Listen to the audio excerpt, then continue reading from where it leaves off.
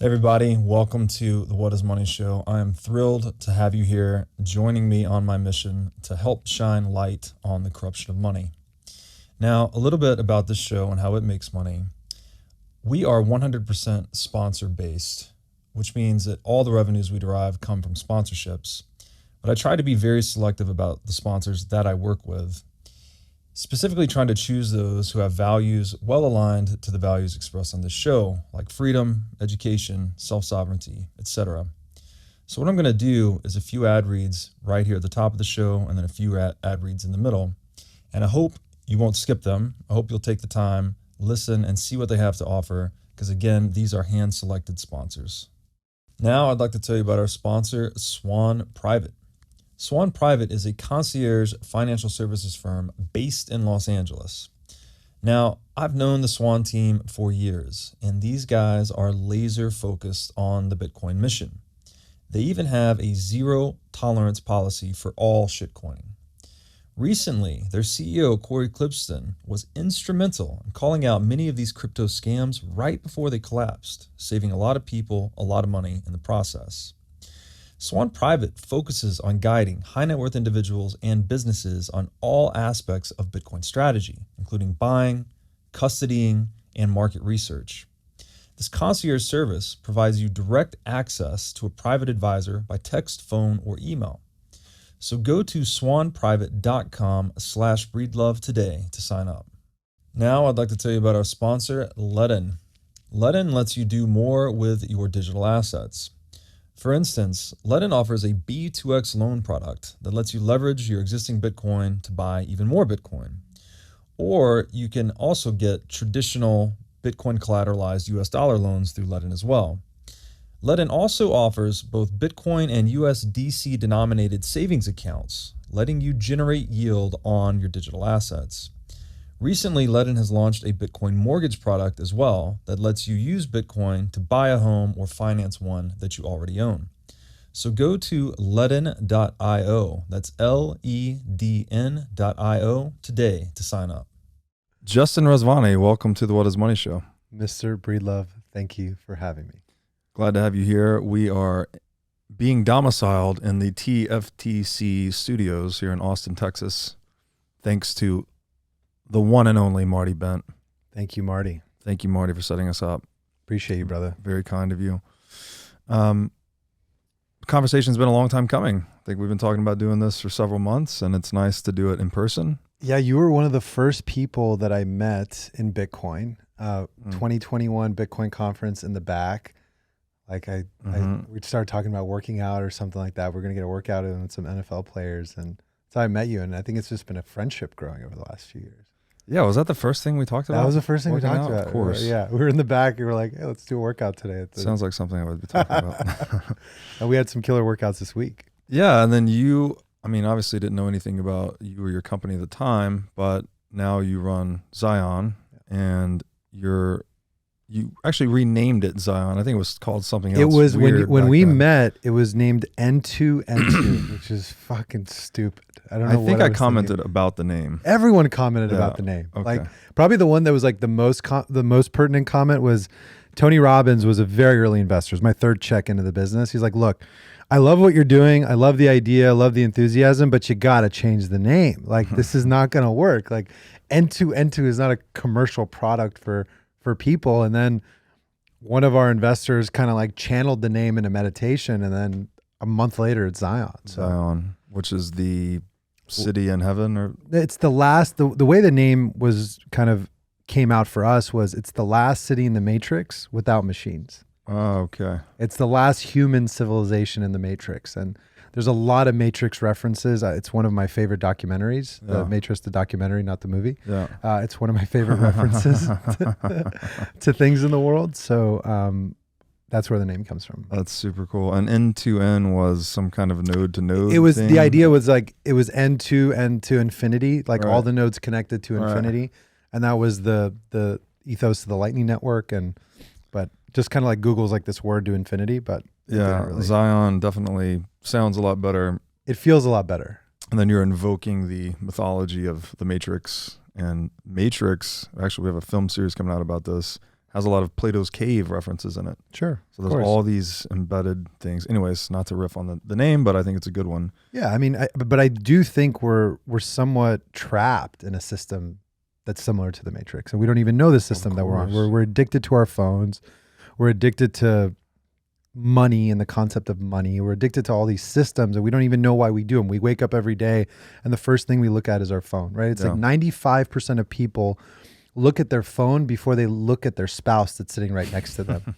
That's sad. It's so sad. Yeah. Such a sad system. I often analogize getting the orange pill is like unplugging from the Matrix. Yeah. Like once you see that the money's bullshit, it just makes you wonder what else is bullshit in the world. Yeah, I think that's the experience of going down the rabbit hole. People, they've had their worldviews exploded, so they're trying to reestablish themselves. What's true? What's real? Absolutely, and I think that continues to solidify the reference. Like all of our Lightning routing nodes are Neo, Morpheus, and Trinity in one version or the other. I think the ethos is of how you unplug from the system. You know, like change the default mode network of what you think about in the world, and that's a parallel we can go down today. Like the Matrix kind of defines that, and I think that's why Zion is Zion. That's why the name was like channeled per se. Yes, yeah, channeled, super cool. So, all right, Zion, cool name, established. What is Zion? What are you guys doing? And I know we get a little bit into the technical weeds sometimes when we unpack the vision, so let's try and be careful with our definitions and make sure that we're expanding upon everything for the audience. I think the idea, the beginnings idea of what Zion was supposed to be was a technical framework that allowed a creator to be able to monetize their attention with their fans directly. That was the original impetus of what am I going to do with my life and build this business. And it comes from a history that I've had for almost 12 years, right? If you look back at 2012, Instagram gets bought by Facebook for $1 billion. And Instagram had an API at the time, a very open API, right? And when I looked at Instagram at the time, I was like, oh, cool. This is a really cool graph you can build applications on. So I built an app on the Instagram API. It was an app to connect an influencer to a brand to create content on Instagram and then get paid for it. So the network effect that Instagram had, I was like, okay, cool. Let's piggyback off that, and you can now make money as a creator. So my job for the past 10 years has been to monetize creators, and brands were the best way to do it at the time. And for 2.5 years, we were the only way to run ads on Instagram. Was my first company, The Amplify. So I've had this ethos saying, hey, we want to monetize creators. And Zion comes about in 2020 because I read the Lightning white paper and said, look, this is a much better way to get paid from another person. There's instant settlement. There's instant remittance.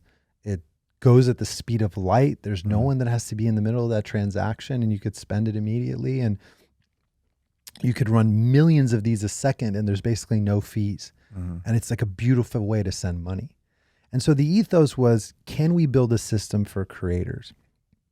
And so what's evolved over the past 2 years is Zion has built a protocol, a opinionated protocol on how to build a social network. And then on top of that, we've built a client, an actual application that creators can use to build those communities. But the three things that this application framework is trying to solve for is identity, messaging and data storage. So how do the packets actually move across applications? And then the money. And we do that with Bitcoin. We do that with the Lightning Network. We use DIDs as the base layer of identity, right? When I started researching identity, and this was 2 years ago, I didn't know how everything is highly centralized. Like most people are using Gmail. 2 billion people in the world use a Gmail account to log into everything they do. Everything from their bank to their credit card to their cell phone provider, everything. They use a Gmail account. And that's the effect that we've seen across everything is you use a centralized email, but if that gets cut off, everything downstream gets removed.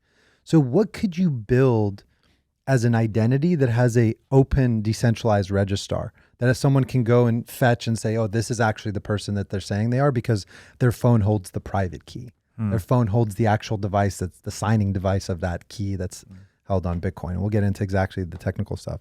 And then how do messages move? Like when I send you a text, how does that work? When I go to Instagram and send you a direct message, how does that work? When I send a tweet, how does that actually work? Is there a new way that creators can send messages to their fans? And then the final piece, and I would say the most important, is how do you monetize, right? Effectively. How do you send a payment to someone else and make it streamlined and easy? And we're seeing that the creator support model is actually a very real thing. What people don't really understand is that OnlyFans is a bigger revenue business than Twitter. OnlyFans did 4.4 billion in revenue last year. Twitter did 4.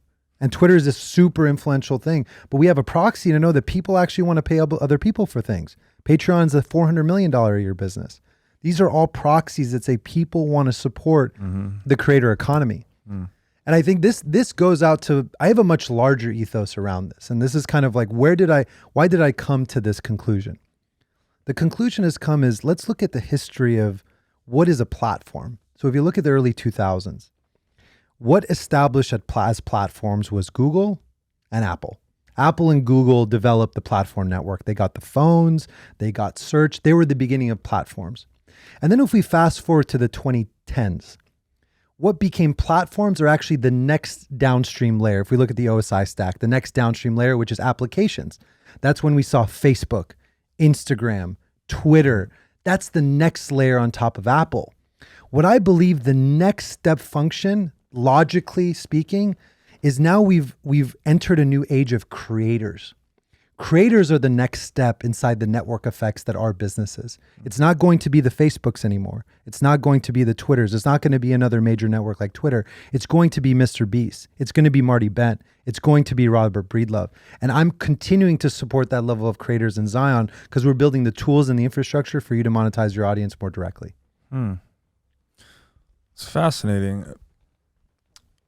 I mean, it's monetizing attention is another way to say it. When you say monetizing creators, it's just the attention that's the intention that they're creating the content that they're developing without a third party. Right. So, without a trusted third party. I mean, it's very interesting because you look at the analogies of Bitcoin to what's happened in the creator economy. Is that we had a trusted third party that would rely on your content being distributed to your fans. That's every centralized social media network. But that trust has now been devoid because of censorship. Because if you don't tote the line of exactly what you're supposed to say, when you're supposed to say it, your audience doesn't exist anymore. But ultimately, people are not following Twitter. They're following Robert Breedlove. They're following your ideas. They're following Jordan Peterson's ideas. But the way they get those ideas are through highly trusted third parties. And I said, and I asked myself, is there a system that can be created that allows that trust to be removed, but you can still get that information? And that's the thing that I've been spending all of my life force energy on for the last 2 years. So, and then how that manifests, as we were talking about at lunch, you have a protocol that you're developing. Yes. And there's an application that you're developing. An opinionated client. Exactly. Opinionated client. Yeah. Which would be one version of what you can do with the underlying protocol. Exactly. Other users would be open to use the protocol to create other applications of the same variety. Exactly. And so how, I guess this is, I don't really know. There's a lot of ways to cut through this conversation, but we have to talk about the Lightning Network first. Like, what is it about, I'm guessing, you tell me, what is it about the Lightning Network that makes all of this vision possible that it was not possible without the Lightning Network? Peer-to-peer payments with instant settlement at the speed of light. The thing that I couldn't do 10 years ago when I started my first company was that if I wanted to pay a creator, I could never do it quickly. I could never do it fast. I could never do it that allowed instant settlement, and I couldn't do it with a third party, aka a bank or a payment service. So the power of the Lightning Network is that me as a business owner, as a creator, whatever we want to call me, I can develop a service and I can use an open source piece of software. I can connect into this network of thousands of existing systems and users and dozens of applications, and I can be a part of that payment network instantly and send money, not large transactions, micro penny transactions for moments in time, for a like, to stream sats to watch a video, to stream sats to watch a piece of content. So the unlock that I can now make money, digital money like water, and move it like a river between two individuals, that's the impact of the Lightning Network. It's not just this that I can unpack and say this quick payment, whatever. It's about that I can make money liquid. That's the analogy that I love to use. And you as a creator now can unpack monetization strategies that you've never seen before, because the money can also move in any direction. We're also unlocking the next layer of the creator economy, which is the followers of that individual influencer, the people that follow you, your fans. When you say unlock the fans, what does that mean? That they can now monetize their activities as well? They can monetize their Because attention. we're all both, right? We're all consuming and broadcasting on social media. And creating, 100%. We're doing both at all times. And I think you have super fans that would potentially take your stuff and comment and say, this is my interpretation of it. Why can't that person be paid? Or what if someone took your podcast and then developed a bunch of clips and reposted it to your community? Should they get some sats for that? Should they get some payment for that? Should you get remunerated because you're the original creator of that content? These are all things that are available in these systems. So then the game becomes create the most, kind of similar to the game today, that create the most viral content and get paid. But in this case, you're just getting paid more, a larger share of the revenue, because you're getting paid directly versus an intermediated. I mean, look at what's happening on every social platform, right? So probably YouTube is the best, and they give you 50%. Everything else doesn't really give you anything. You don't get any of that ad revenue. Patreon gives you 80%. OnlyFans gives you 80%. That's the best proxies that we have, right? Because they built this network effect. But what if you can have all that same things, but get 95%? And then if you run your own node, get 100% of that network. Like, what happens there? Like, what are the unlocks of that value? 20% is a lot. Right. It's the ability to remove middlemen. And that's been if you think about it, it's been my whole career, right? I built this app on the App Store originally to remove managers and talent agents from creators working with brands, because they were taking 20% for what? So let's talk about that. Like, expand upon that, what you did in your past life and how that got you on this vision. So the original vision of the Amplify was that, which was your old app, right? The Amplify was an influencer marketing business, right? But it wasn't, the focus was the technology. The focus was, there's a mobile app on your phone, on the most intimate device in your life. And at moments you can get a message and saying, hey, Unilever Dove wants to work with you on this campaign. If you create a photo with this thing, I'm going to pay you $10,000 to do that post. Every app now does, every influencer marketing company does at the time, but at 2012, nobody was doing it on an app. It was the first app on the App Store that did that. Why was that important for the creator? Because for them, it was very simple to do this post on Instagram. There was no manager dealing with contracts. The moment they posted it, they would have gotten paid instantly on PayPal. So I've had some experience in building on top of payment networks. And it removed the friction of having contracts and the heaviness that a agent and an agency org and a manager org has, because it's just a piece of content on Instagram. It's not a big deal. It's not this multi-year thing, just content. That's what I did for a long time. And, I was blessed to sell the business in 2016 because we were one of the first that did this stuff. We were very early in the process.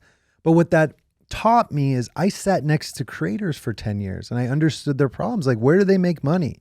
How are they monetizing the situation? And they're really not, right? Like, you don't make money on Instagram or Twitter for putting content on Twitter. Oh. You don't. You make money from monetizing your podcast, and people are, and that's another third party that's getting in the middle. But like, truly, the people that listen to you don't pay for your stuff. That's right. They're being arbitraged. They pay with their attention. They're paying with their attention, but they're being arbitraged. Right? What does that mean? That there's an arbitrage in the sense of there's an advertiser in the middle of that. That's how you're monetizing you to keep going. Is there's an advertiser in the middle to say, "Hey, I'm going to pay you to keep doing this." Yes. But you're selling some of your audience's attention to the sponsors. Exactly. Yeah. And it, maybe it's good for them, maybe it's not good for them. Like, I don't necessarily believe that the ad model is the best model. It's just the model that we've said that this is the way to do it, but I don't think it's the best one.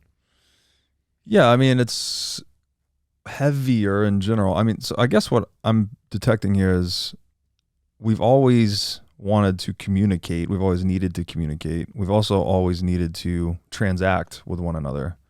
But there's some common ground being established perhaps between the two in this internet vision where you actually have money moving with messaging itself. Exactly.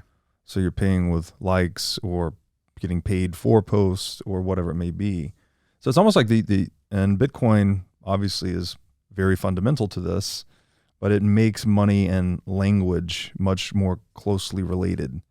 Because now with Bitcoin, you just, to know your private key is to own something. Sure. We've never had anything like that before. So this is a second order, third order consequence of that unification. Is this the larger vision you see money and information sort of melding together in this creator economy? Absolutely. And I think that most importantly, it's the most important form of communication. Mm-hmm. Money is the most important message that you'll ever send to somebody. Mm-hmm. It's the most important thing that you're going to be relaying. There's a new definition for money right there. Never heard that one. Money is the most important message you'll ever send to somebody. Thank you. It definitely carries the most weight for sure, because I always say, we all know actions speak louder than words. Yeah. But to actually accumulate capital, which money represents a claim on, takes many actions typically. Yeah. So capital speaks louder than actions, which speaks louder than words. So when you talk about money speaking loudly, or I guess you could sum this up in a rap lyric, right? Don't talk, let your money talk for you, something like that. So I didn't mean to cut you off, but that's money talks bullshit. I'm always trying to identify these answers to the what is money question. So you just dropped one right there. Had to highlight it. Oh, thank you so much. I'm happy we unpacked that, because I always thought about money in that way, right? It's the ultimate data. Yeah. It's the ultimate piece of data. Yeah. And then Bitcoin, most importantly. And I think the brilliance of Lightning and Bitcoin is also this openness to it, right? Like we were at lunch today and I created a, receive invoice on Zion, and I could use 5 different applications to pay that invoice. And you use your Moon wallet to instantly pay that invoice. And I sent, we could do that back. We have no connection to Moon. We have no API. We have nothing. Right. We just have this open standard that we followed. Right. And now our application, this random social media app, is now part of a larger payment network that didn't require me to call any company. It didn't require me to do anything. It was just, hey, follow this open standard. And now you're part of the largest payment network ever created. It's amazing. That to me is an amazing thing. Yes. And if you think of even V1 Zion, and this was the first app that we built, and this is not the V2 that we'll unpack a little bit more around identity, is that I launched that app I used all my own capital. I think I spent a couple $100,000, not a lot of money. Put it out to the market to just see, are people going to actually buy this thing? Is this something people want? We processed 120,000 Lightning transactions between creators and fans in the first 5 months. And I never built a payment company in my life. I just used this open source code to do that. And I think that's brilliant, right? You're talking about something 20 years ago, like PayPal, took billions to produce. Yes, created trillions in enterprise value, whatever, but it took billions to produce that payment network. I'm building a payment network off an open source system, being able to do the same and speed. Did you see how fast that was? It was instant. It was crazy. I was like, damn, that was fast. And it's essentially final settlement. Exactly. Once you take possession instant finite settlement, instant remittance. Because I can take those UTXOs immediately. I can take that, not the UTXOs, but I can take those sats immediately and go buy anything I want. That's right. And it's over. It's over. So we were talking at lunch too. Obviously, there is a huge demand for this open, permissionless payment network that is Lightning, and now you're building applications on top of the Light. So they're Lightning applications. Is that? We could call them that, yeah. Okay. Huge demand for that. I agree with you. But when we look at, I guess, what we'll call legacy social media, there are extremely strong network effects holding these things together. Absolutely. And so how do you think about that? Because just from a theoretical perspective, it seems like a lot of the network effects are difficult, if not impossible, to break unless you pay users somehow to defect from the networks. How do you think about that? I know you said you had maybe a targeted community strategy. I think what we're going to see and what's going to evolve is the strategy is exactly how I described it earlier. As we've evolved from platform-based systems to applications to now creators. Zion is an application for creators to build communities. And the creators that we are building is creators like yourself. You're an investor in the company, right? You've decided to be a part of this in a capital intensive way.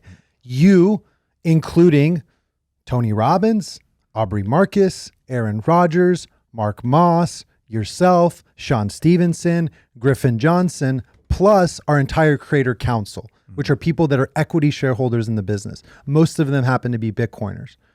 We believe that the future social networks will revolve around the creators of those systems and around specific ethoses of what they believe, right? What do you believe? Twitter doesn't have anything that you believe in. You don't go to Twitter because, man, the ethos of Twitter is really this. It's just the only thing that's available right now. But what if a social network emerges that has a specific value system that's built around it, that's built on top of a specific cryptocurrency, that's built with specific creators?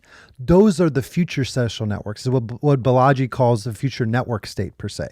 It's built around ideas and groups of people, not these massive network effects. So my strategy is to support creators that want to build sovereign communities. And I feel like you're one of those people. I think Marty's one of those people. I think that Mark is one of those people.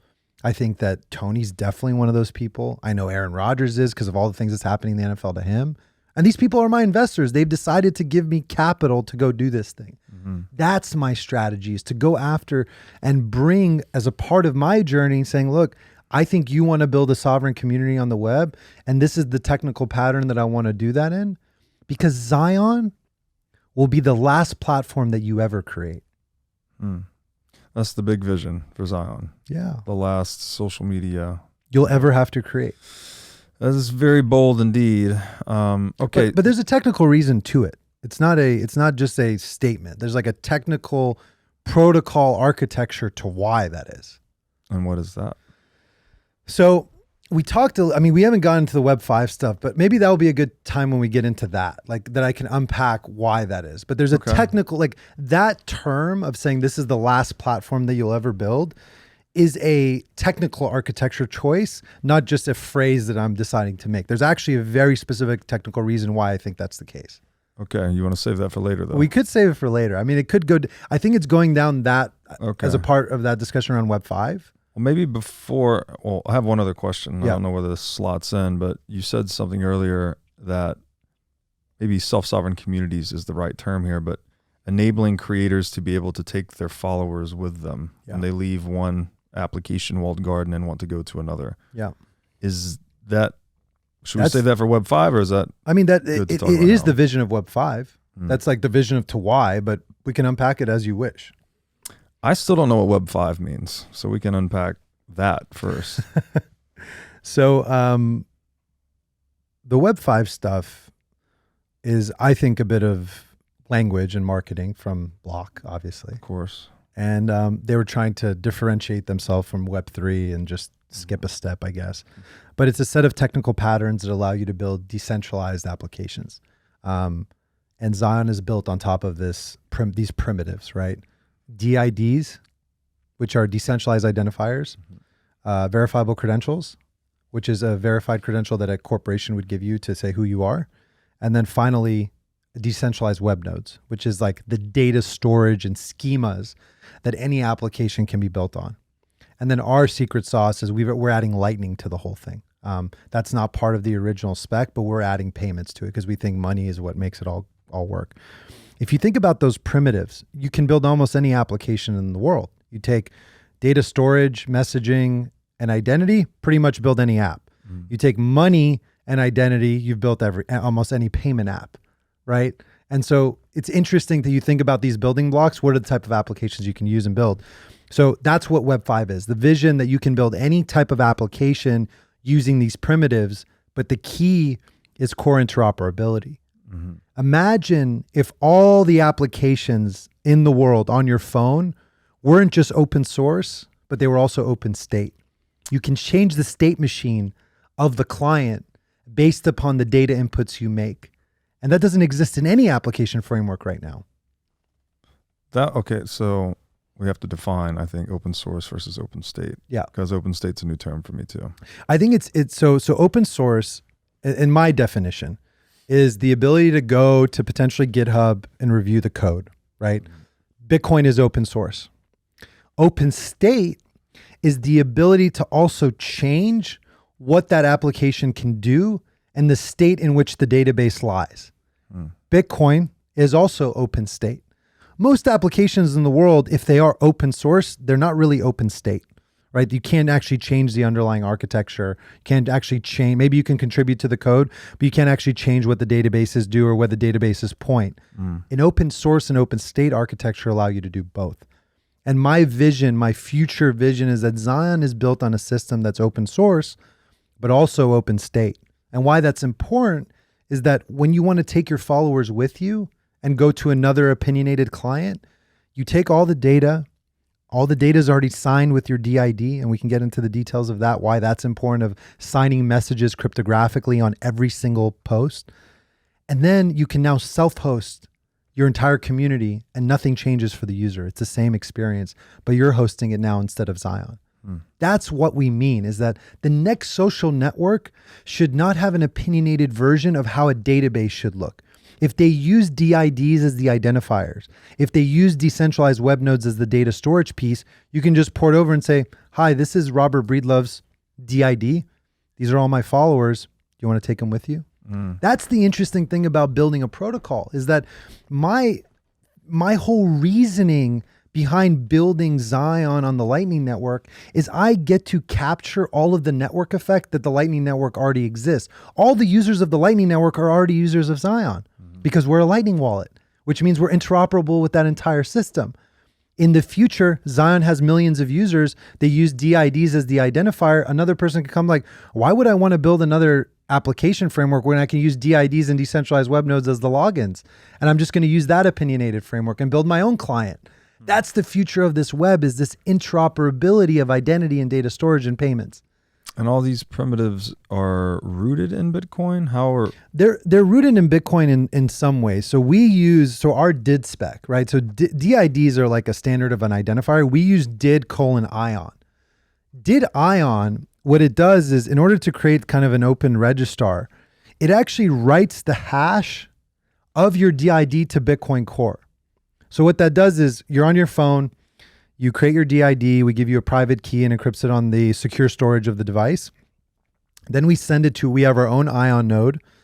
That ION node writes the hash of the DID to IPFS and then actually writes that as a transaction to Bitcoin Core.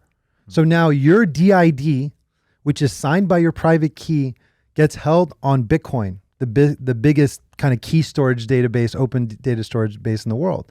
And now people can say, like, if I have that private key, I am that person that created that hash originally on Bitcoin. And now I have an open decentralized registrar that is Bitcoin Core. So now my identity lives on a database that Zion doesn't control. That's the brilliance of all this stuff, is that Bitcoin isn't just used as this payment network. It's also a storage of keys. Right. So yeah, the big theme here is increasing user control over their own destiny online, right? In terms of the money they bring in, how they get paid for the content they create, and then ultimately, if you're leaving one framework and going to another, if you leave Twitter today, you don't get to take your Twitter followers with you to Mastodon or these other platforms. But in this universe, that would be possible. 100%. That's the whole point. That's like the thing about why I'm spending so much time is Zion is not the same thing as everything else. Locals, Rumble, name the fucking alternative. We're not building the same else. All the primitives are completely different. So people are like, why does it take so long? Why is it so different? It's because we're building a completely different application framework.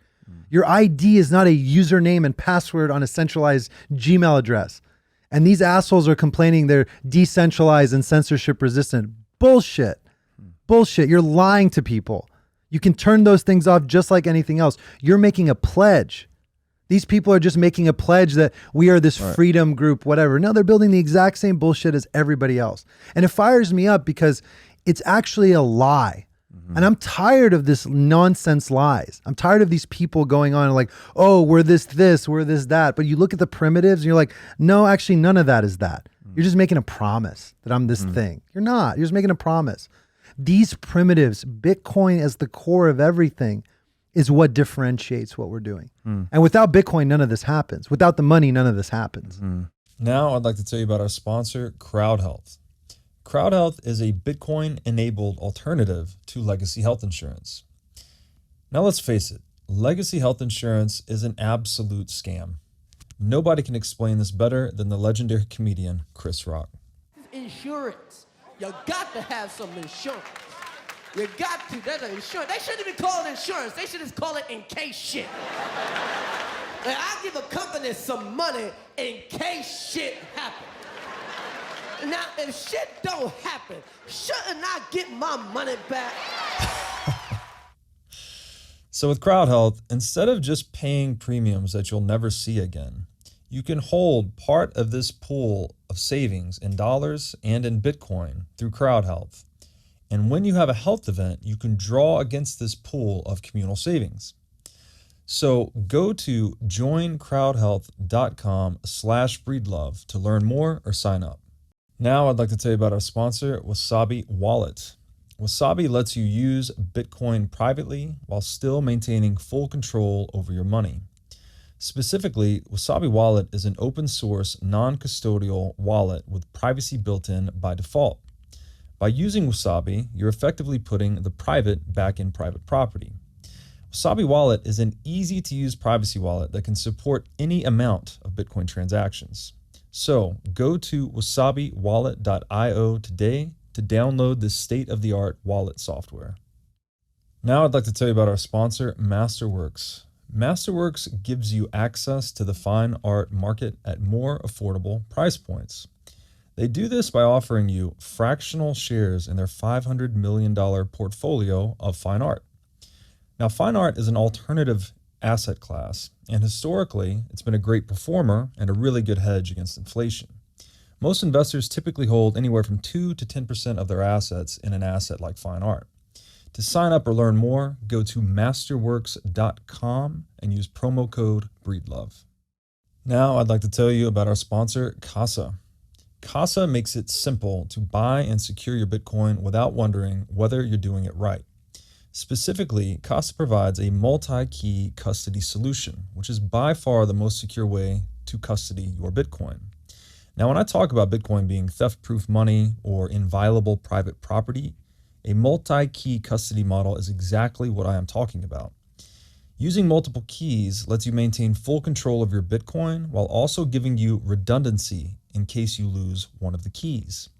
It's also the best way to secure your Bitcoin for inheritance planning purposes. So go to keys.casa, that's C-A-S-A, today to sign up and use discount code BREEDLOVE. So the theme, again, is like self-sovereignty, control. It's almost like ownership in your follower base, property rights in your audience, something like that. Property rights in your audience. Yeah, that's incredible. Okay. I mean, that's the goal, right? Like right now, it doesn't exist. You know, we can go to your phone, and what happens if your Twitter gets turned off, right? This is even worse now. Elon's whatever. You have one fucking guy that owns the whole thing. And he could just say, you know what? I don't want this person there anymore. He can decide that. And your entire audience gets wiped. That's an amazing thing. So now we're on censorship. Of course. Obviously a very hot button topic these days. I think I'm starting to get some sense of it here, but what is the vision you have of this new world in relation to censorship? Like, does it go away? Is it pushed to the edges? How does that look in the new world? Well, I wrote a book on this. We threw it up here. That book? This book right here. Just happens to be right here. Wow, what a coincidence. What's a coincidence? No, it was actually in the shelf. This is my 4th interview in this office. So we've talked about this book before in here.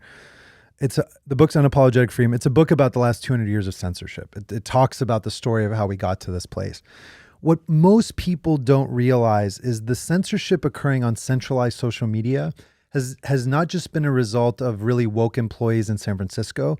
It's the driven of the business model of these social networks, which was the advertisers and the brands.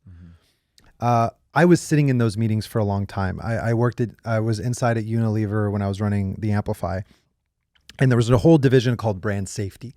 And under the guides of brand safety, the brands would say, we do not want to be associated with people like this, with messages like this. with all this. So in order for us to give you ad spend, you need to remove all this content from your platform. So under the guides of brand safety drives a division called safety. And that safety division follows the guides of brand safety and says what content is approved and what content is not approved. It's the function of the business model of advertising that's driven most of the censorship of these platforms. That's what people don't really want to always talk about. It's like, well, why are we censoring in the first? Oh, it's under the guides of safety. No. It's under the guides of dollars. And so if you create a system that is not monetized by a third-party advertiser, you remove an entire friction point of, well, what can go on here, what shouldn't go on here. Like, I'm not being tied by this advertiser. I now have a new way to make money. Elon realized this. 50% of Elon's revenue has disappeared in the last month. And he said, I need a way to make money. If so, this thing doesn't go bankrupt. $8 a month. $8 a month is the thing. Everyone's got to pay $8 a month. And you get this blue thing on your profile because he knew that advertising was the future end state of the business. And we knew that either. We launched and we said, we're not an ad business. You got to pay to run your own node. This is how it works. We got to make money. So censorship has occurred on centralized social media platforms because of this specific reason. So if you build a network that is not required to run on top of this type of a system, then you have this open opportunity for a new type of network. Can the user self-monetize? And that's been our business model. If you're a creator and you want to develop a community that makes you money, we take a certain fee on that. If we want to look at all the transactions that are running inside the network, we take a fee on top of those transactions. Unless you're self-hosting. Interesting. So you're removing, it's a totally different business because in legacy social media, the advertisers are the customers. And you are the product. Right. And now in this model, you are the creators are you're both the producer and the consumer, right? As you produce content, you're getting paid. As you consume, you're paying. Mike, in this model, my customer are creators. Right. Creators, people that build audiences and want to monetize against their audiences, those are our core customers. But also their audiences, right? As they're sending likes and whatnot. In some ways, yes. But I would say the core target of who is my customer is creators. The creators themselves. Of course. And this is anyone posting to social media. Exactly. Right? And anyone Obviously, that those wants with to larger build audiences are larger customers, but those with smaller audiences are still customers. Exactly. And once these customers, like it's the same thing of some of these, like once you start building a large enough audience, you need tools to manage your audiences. You need tools for your websites, for your podcast hosting, for all that. But the promises that we make is you just get a larger cut because of the way the money is made. Right? You just get a larger cut of the pie because Lightning allows disintermediating the legacy system. Right. Exactly. But it's not just platform. Like if we look at direct support platforms, let's look at Patreon. In order for you to be paid by your fans in Patreon, there's like 7 companies in between that transaction. We have the credit card processor, the website of the credit card processor, the bank. There's a settlement layer in between all that. Interchange bank. There's all these like different layers. And then on Zion, it's what? You send a like, you send a boost, you send a transaction, you're streaming sats for a video, and it goes straight to your Lightning wallet. You could send out to you can instantly send it to a non-custodial wallet from there. And then you could spend it on anything that you want. Right. This is within seconds. Within seconds. We're not talking about a third. OnlyFans is a 60-day payment window. 60 days from when someone sees something to get to that end state. And that's because of all the chargeback risk, right? Of course. And because these systems are based upon credit, not money. Right? So this is the distinction between the entire creator economy has been built on this layer of credit. Right. For the past 20 years.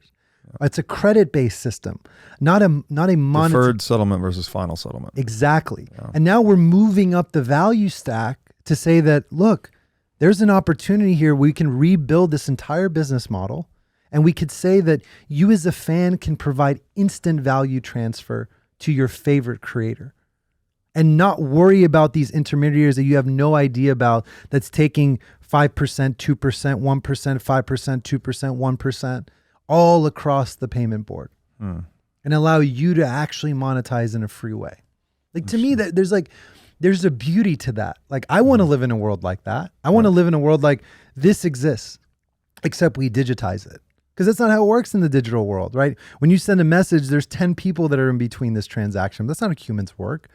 That's not how humans work. But now we finally have a technology that makes it possible. We finally do. Right. Why wouldn't we innovate to build this type of a thing?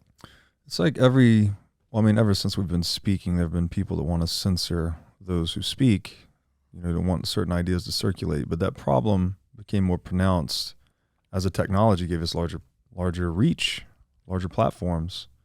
And now on social media, you can send a tweet to millions of people. That becomes, I guess, a target for censorship in a lot of ways. And what you're describing is this would be the freedom of speech in the digital age. Like, this is a way to communicate that is resistant to censorship ultimately and maps onto the actual economic flows of the communication itself. Absolutely.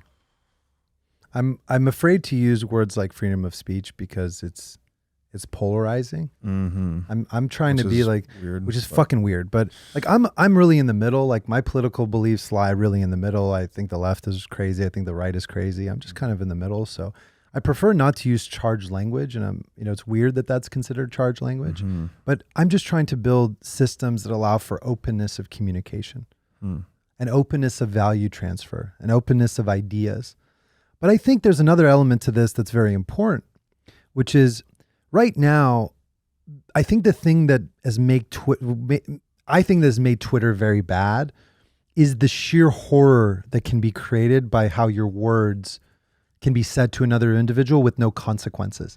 The challenges of centralized social media is that we've also built systems with basically zero consequences, where you can start an account with an email address and you could basically spew hate to anybody that you want, and you have and particularly no financial consequences for what you do.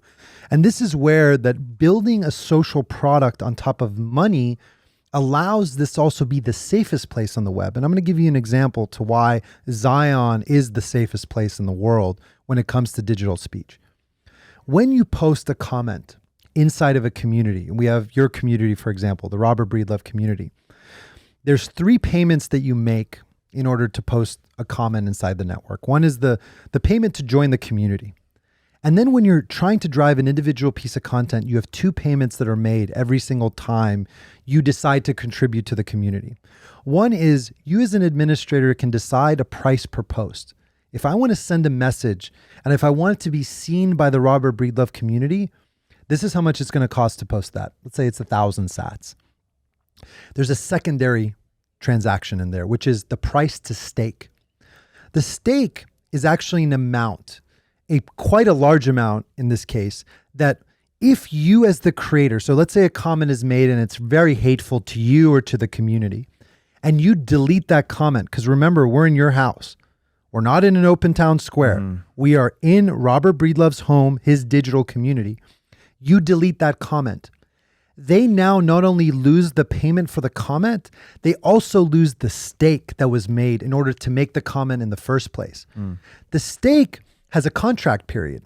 It could be up to 24 hours. So if the content stays, that comment that was made is a good comment. It's a comment that contributes to the community. That second payment gets returned back to the wallet instantly. So you only pay that price to comment to the community. You don't pay the fine if you were a bad actor. What this now does is that it completely eliminates the idea of a bot or spam. Why? Bots and spam only work because they're free. Of course. If there are monetary consequences that are related to you posting inside of a network, not monetary restrictions. This is not restricting you from commenting. You could make the price to post 0, but the stake 1,000 sats, and you still delete the spam. Anyone can contribute to the community, but they get fined 0. It'll be a 0-sum base. But the bots have no incentive to be on that network because they get fined 1,000, 2,000, 100,000 Satoshis every time they make a mistake. Where do the fines go? The fines go directly to the creator. Oh, so the creator that deleted the comment. Yep. Well, that's a weird incentive for the creator, maybe. Why? I don't know. They're getting paid for deleting comments? Yeah, but after a very short amount of time, the community starts catching on like, oh, is this guy just deleting comments? Why the fuck are we going to trust And this then guy? you just lose your followers. Then you lose your followers. Your job is to cultivate this relationship, not to screw them out of 100,000 sats. Right. We're building systems to disincentivize bad actors. And this is now the unpack of if you can build a network on money, what is possible. These are just one of these examples. By the way, I didn't invent this. This comes like in the book. I really outlined this comes from Adam Back. Yeah. This is Hashcash. Paul Atoy at Sphinx, they kind of built the staking procedure and we're just following this stuff. Like this was built by geniuses way before me, but now we're applying it to a much more scaled network. This only works if you build a social network on money. It doesn't work any other way. Like you couldn't do this with a credit card transaction. That's kind of like what civilization is, right? A social network built on money. Yeah. So you're just replicating it in digital space. I mean, I think that's why the name is so important, is that there's also this concept that like Zion is our last like hope or civilization. There's all these like I'm not religious, but there's all these like religious revelations to it as well. There's like, it's a very interesting, like this could be the end state of what we want digitally, or at least the protocol is, right? Like I'm not necessarily saying that Zion as a client, as the app that's on the App Store will be the most successful app in the space. Yeah. But I think these technical patterns will. I think the idea of using Lightning for payments, DWNs as data storage, and DIDs as identity, I think this is the beginning. And we're going to see actually early December, we're launching our white paper that outlines this entire technology stack. And I think that even if someone like my contribution to the world, like even if someone takes that and forks all of our open source code and goes build something, I did something good for the world, I think. So what is the revenue model then? Because I presume that force keeps you honest, honestly. You're honest. You're going to treat your customers as best you can, knowing that they have full access to a protocol and could build something in parallel. So what is the revenue model for Zion? So I guess today and in long run. Creators pay us to host all of their content and their communities on our own shared node experience and building node infrastructure for them to create their own communities. They pay us $12 a month to create communities on our application. And then we take a very small transaction fee across all the transactions in the network because they're running through our routing nodes. Same way it works at all Lightning, actually, like you get routing fees. Right. That's the way that Zion makes money. We're not doing ads. We're not getting a third party to monetize this machine. And yeah, that's kind of. And then I guess in the long run, it would be kind of a race to the bottom on transaction fees because it's built with open primitives that could move. I think the end state of the revenue model is a marketplace, right? So similarly to right now, there's a marketplace, but instead of a marketplace for t-shirts and shoes, we're a marketplace for content. Interesting. Sounds very much like a social network. But that's what it is. I mean, ultimately, that's what these things are. They're marketplaces, but they haven't had a financial incentive. Right. Yeah, marketplace in the broadest sense of like a forum for free and consensual exchange. We've been doing social media without the monetary piece attached to the information. What you're describing here is the money is now integrated to the flow of likes and content creation and all that. And also like what's really important, and this is another like very important primitive, is that the day you start on Zion, particularly Zion V2, every single piece of content, every message, every reply, everything that you do is signed by your DID, is signed by your private key. So what's very important, that's because the private key is encrypted on the secure storage of the device. Zion has no access to private keys. We have no idea what your actual DID signing is. You will have full access to it. Is now you have this chain of information that you can take with you anywhere that you want, not just interoperably, but now we know that that message that you sent to that other person or that DM or that reply that you made or that video, we know that that's cryptographically secured to your private key forever because you're the only one that was able to send that from your device. Now we're going to be removing the concept of deep faking. Like deep faking is a fucking horrible thing.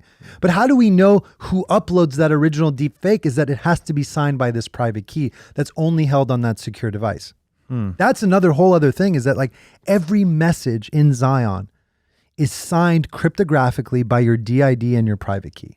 That's a completely new unlock that we have. Most people just use like a JWT token, like, oh, okay, this username signed it off, or like this was posted by this email address. Emails can get hacked all the time. You can get a new username and password. But secure storage on the device cannot. So then that's tethering all the pieces of content to an original creator via their DID. Absolutely. So then it's hashing ownership of the content. I mean, it's not ownership. It's just signing of the messages. Creation of the content. You Yeah. see who created it. Who created it. And that's a DID that can't be deleted. Because it's on Bitcoin Core. Right. The DID now lives on the most immutable database ever created, Bitcoin. Interesting. Like it's not sitting on Zion servers. That's your DID lives on Bitcoin Core on DidIon. And you can do this with videos, photos, anything. Everything in the network is signed by your DID. That's really interesting too, that you get this almost like an immutable history, but the content, the history can now be composed of whatever content. And most importantly, once we have the ability, which we're still a few months away of being able to port that content to your own home server or port all that information to your own decentralized web node. This is not there today, but it will be there soon. Now you have replicas of that message signing. You have replicas in 2 different places to say, okay, now all that content lives in other places, and now you have your own time chain that you can have forever. That to me is a very interesting thing that this unlocks. Because right now, Twitter doesn't even let you do that. Like your tweets won't live on for history. Your tweets won't live on forever. Even if you want to back up your tweets, you're like, ugh, because it's not your tweets. Well, you can archive your data, or you can download your Twitter data. I've done that. Okay. I don't know. I mean, you get a zip file. Okay, that's fine. But what if you want to like move that to your own platform? You can't do that. Exactly. Yeah. Exactly. It's just a download. It's just a snapshot of what you've done on Twitter. It's not like you can peel your followers off and go somewhere else. Yeah. Well, very interesting. It's definitely an ambitious vision, but it also seems like something we really need. We got a lot of problems in the world that this would solve. It's a big idea, but again, like this is not driven by me. There's like geniuses that I'm just following. There's just really smart people, and I read a lot. I mean, if I look at my weeks, it's Mondays are big meeting days, but I spend most of my days reading, researching, putting things together. I'm a product guy at heart, right? Like I put all these pieces together. I'm like, hey, this and this and this, that would work in this. Very cool. So you talked a little bit about your last company. You had a successful exit. This company's this is a new path for you though. Yeah. Right? You've raised outside money. First time ever. There's obviously a lot of pressure that comes with that. Scary, man. Scary at times. And we weren't sure if we were going to talk about it or not, but I have to ask you about the fear of failure, because it's something that I've struggled with in my life. And it feels better now. I don't know if I'm just getting older or maybe becoming a father. Something kind of shifted. I feel like I deal with it much better now than I used to, but it could also be circumstances, right? As you said, you're in a different set of circumstances where failure maybe has a higher cost. Yeah. So how do you wrestle with that?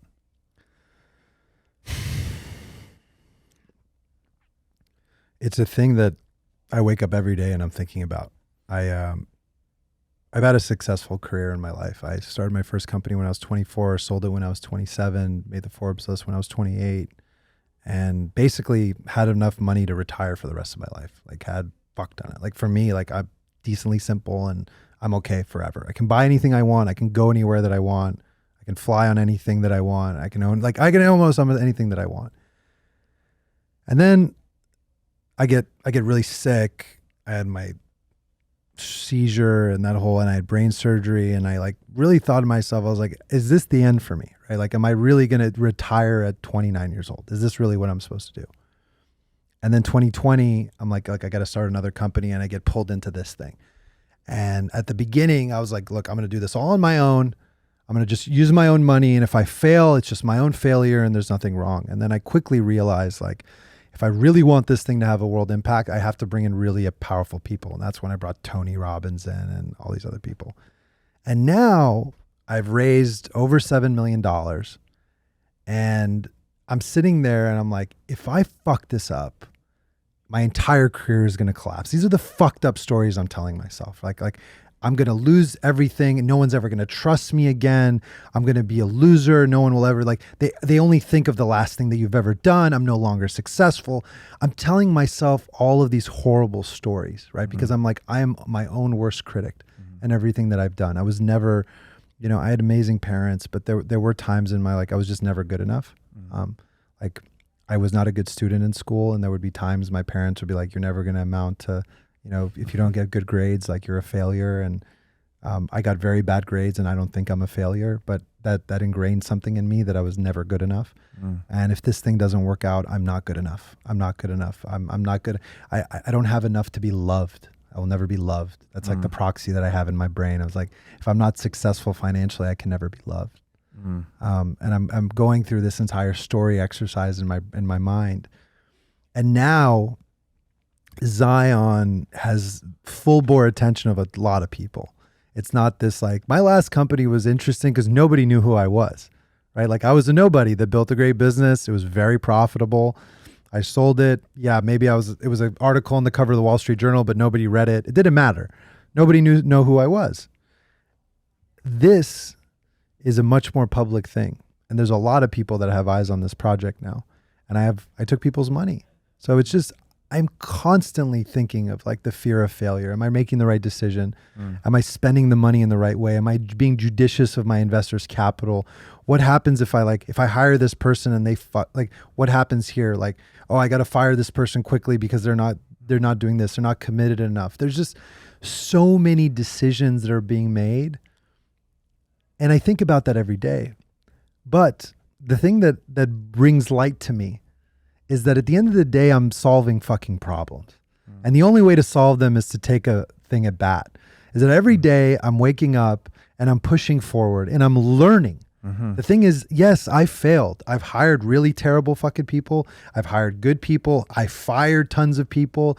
I've made good technical decisions. I've made bad technical decisions. But at the end of the day, I'm getting better over time. I'm getting stronger. I'm getting smarter.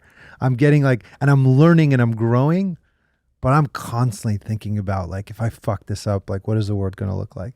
Like, is Robert ever going to be my friend? Like, is Robert, like if I fail at Zion, like I ask myself, like, is Robert still going to be my friend? Can I still call so-and-so for advice? Right? Like, will this person ever talk to me again if I fail? Right. And I ask myself that question every day. And I have so much fear. Like, I don't want to lose your friendship. Right. Like, I appreciate our friendship. I know, but it's not actually on the line. Yeah. I know that. I know. I can relate to the feeling though of, and this is a dangerous, maybe this men and women do this, but it seems like the men that I know, my friends, a lot of them are like this, that we attach our identity to our accomplishments. And that if we don't have accomplishments or if we have failure, that we somehow feel like we're losing our social relevance or our identity, as you're saying, friendship, meaningfulness in the lives of others, right? And we derive all of our meaning through participation in the lives of others, right? Think of the most meaningful things in your life, they're relationships with someone, probably your family, your loved ones, etc. So it's a weird, there's a lot of pressure there, and it can create very real consequences to relationships, but ultimately I think it's a psychological failing when we attach our identity to our accomplishments. Something I'm struggling with myself. It's like, who am I separate from the things that I accomplish in the world? And as a man, that's a very hard thing to disentangle because we are largely defined by what we do, right? The actions we take. It is ultimately the actions we take that define us, but our actions and our accomplishments aren't necessarily the same things either. Yeah. You can take all the right actions and still have a really bad outcome. Yeah. You could take wrong actions and get really lucky and have a great outcome. So we have to, accept the randomness, I guess, that we're dealing with, because that's ultimately what you're doing, right? You're taking these at-bats, trying to solve a problem. That's coping with the uncertainty of the world all the time.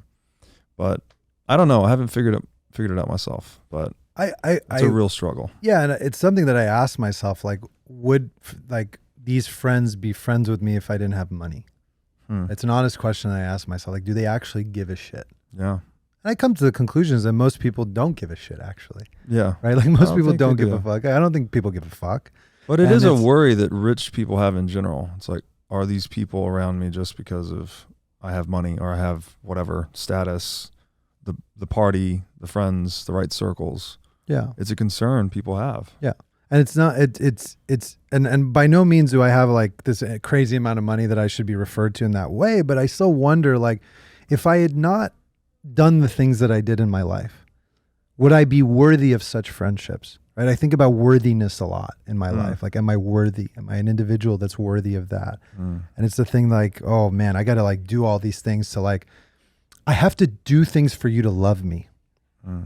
I've been in this entire, like, I always am like in this thinking of like, if I don't do this, then this person won't love me, or this, you know, this relationship will not happen, or they only love me because of this reason. Do they actually love me? And it's all this dichotomy that we have in love. Like, like we're all searching for love. We're all searching for like to be part of tribe. Yeah. We're all searching for people to be like, oh yeah, I want to be friends with that person. Love and belonging, I think, is what Jeff Booth says. He says all human action is motivated by love, the pursuit of love and belonging. And be part of the tribe. Makes a lot of sense. We want to be part of a tribe, and, you know, I don't know. I hope that my decisions in life will eventually like lead to me having people that will like love me for who I am, not what I do. That's what I really hope that I can end up in life. That to me will be a successful life. I think I've led a very successful life, but I mean, this is the mind. The mind likes to make you question your decisions every day. What did I do that wrong? Should I have done that? Should I have not done that? Right. Just questions all the things that we're doing every single day. Yeah. In our pursuit of love. Yeah. Well, I think that is probably a lovely place to end it. Where can my audience find out more about you or your work? So our website is zion.fyi. You could go get information. All the information will be there. Our guide, our white paper. You can download the app there. To find me, I'm on social media as Justin Rezvani, Rezvani. And I won't DM you about crypto advice. So I'm only verified on all my channels. And I put a lot of videos on Instagram, and reach out. My DMs are always open. I can answer most questions if it makes sense. And thanks for taking the time to do this, man. This was nice. Yeah, this is great. Thanks for coming on. Appreciate the wide-ranging discussion, going from the technical to the love. So we'll do it again. It's all for love, brother. Thanks, man.